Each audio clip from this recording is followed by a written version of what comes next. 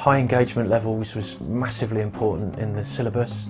Individual technical development, speed of foot, sharpness of mind, the ability to make hundreds and hundreds of mistakes within these very intensive, short, small-sided games that the children are made to play.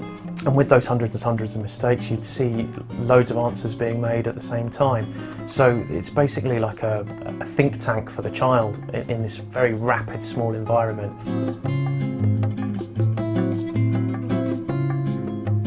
Well, basically the reason I wanted to get involved was I was fortunate enough to meet Simon Clifford, who was a big pioneer and advocate for this particular style, Futebol de Salão, and I could quickly see the benefits because he'd given a lot of time to children and given them the opportunity to play this particular syllabus and learn from this particular way of playing. What happens is if you stick closely to the product, if you stick close to the syllabus, then you'll see the benefits. More importantly, the children will feel the benefits, and of course through that the parents will acknowledge the benefits.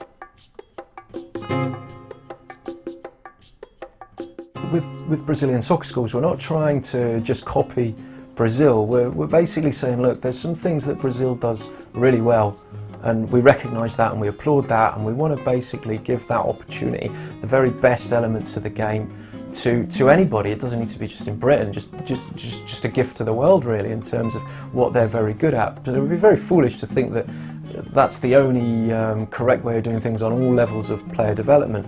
So what we've done is we've adapted that, we've brought in elements of the game from here in Britain, and we've almost like a hybrid in terms of its pathway.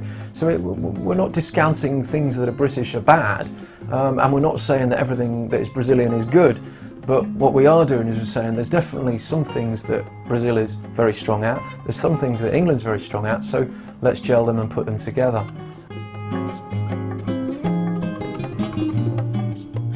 The earliest you can join Brazilian soccer schools, every child is different. However, probably the earliest would be 4 years old.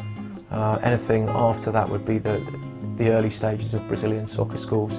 That would be known as the minis, and for the next 4 to 6 or 5 to 7 years old, they're known as Brazilian soccer schools minis. And what we'll do with that age group is we'll focus on 10 core skill movements. We'll introduce them to passing and juggling as well. But that's the framework years. Of course, we're working on good mentality as well, willingness to train, respect, and just all about being a good person in those young formative years.